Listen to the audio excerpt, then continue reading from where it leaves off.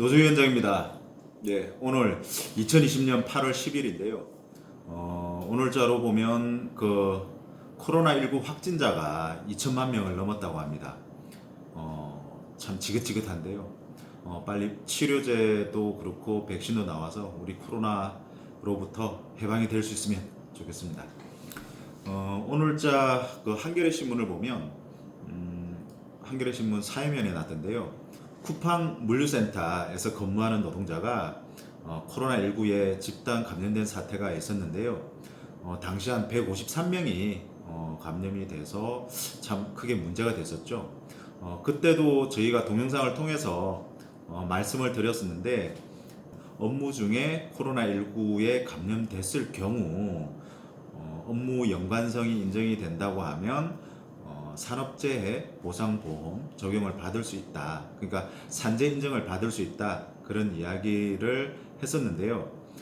이번에 쿠팡 물류센터에서 근무하다가 코로나19에 감염된 노동자도 산재 인정을 받았다고 하네요. 참 다행이라는 생각이 많이 들고요. 그 당시에 집단 감염된 피해자들도 많은 걸로 알고 있는데, 추가적인 산재 인정이 나올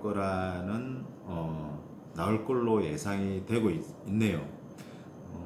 지난번에 저희가 동영상을 통해서도 이야기했듯이 코로나 바이러스로 인한 감염, 직장 내에서의 감염의 경우 산재 인정을 받을 수 있고요. 관련된 근로기준법상의 조항이 근로기준법 78조에 나오죠. 다시 한 번 더 읽어볼게요. 78조 요양보상이라고 해서 나오는데, 78조 1항 근로자가 업무상 부상 또는 질병에 걸리면 사용자는 그 비용으로 필요한 요양을 행하거나 필요한 요양비를 부담하여야 한다라고 되어 있고요.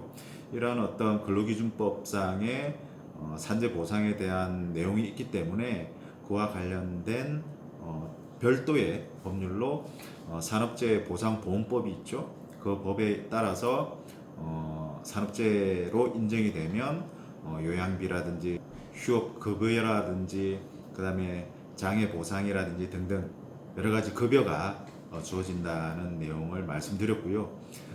근데 이번에 쿠팡 물류센터에서 근무하던 노동자의 산재 인정과 관련된 보도에서 좀 눈에 띄는 부분이 뭐냐면, 이번에 쿠팡 노동자의 가족들도 코로나19에 감염이 됐다 그러더라고요. 그래서 이런 어떤 가족들이 감염된 경우에는 어떻게 이제 보상을 해줄 수 있을까라는 부분이 새로운 어떤 문제로 좀 지적이 되고 있는데요.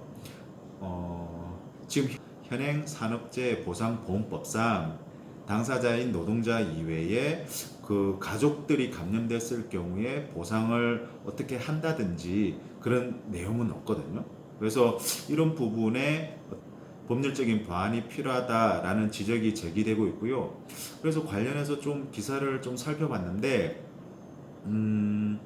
보니까 한 달 전에, 그러니까 지난 7월 초 시점인데, 7월 초에 더불어민주당의 장철민 의원이라고 있네요.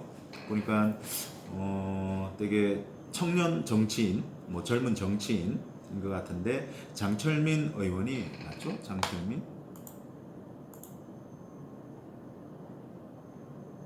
장철민 의원이 산업재해 보상보험법 개정안을 이렇게 몇 건을 올렸는데, 그 내용 중에 코로나19 감염 피해 가족들에 대해서도 보상을 해주는 그런 내용이 들어가 있습니다. 참 발빠르게 법안을 이렇게 준비를 했구나라는 생각이 들어서 장철민 의원을 좀 관심 있게 봐야 되겠다는 생각이 들었고요. 그 프로필을 보니까 예전에 더불어민주당의 홍영표 의원 있죠. 환경노동위원회에서 활동을 오랫동안 하셨던 걸로 알고 있는데, 홍영표 의원의 의원실에서 보좌관 역할을 했던 거로 나옵니다. 그런 입법 활동을 해왔기 때문에 아마 이번 코로나19 사태와 관련해서 또 필요한 부분을 발빠르게 법률로 보완해 나가지 않았나 라는 생각이 듭니다. 여하튼 이런 어떤 여의도 정치권에서도 코로나19 피해 노동자를 그리고 노동자 가족들을 이렇게 보호할 수 있는 법률 장치도 만들고 있으니까요. 우리 그 노동자들이 외롭지 않은 것 같습니다. 장철민 의원도 비슷한 생각을 하고 있을 거라고 믿어요. 우리 노동자가 주인공이 되고 주인이 되는 세상 함께 만들어가면 좋겠습니다. 투쟁!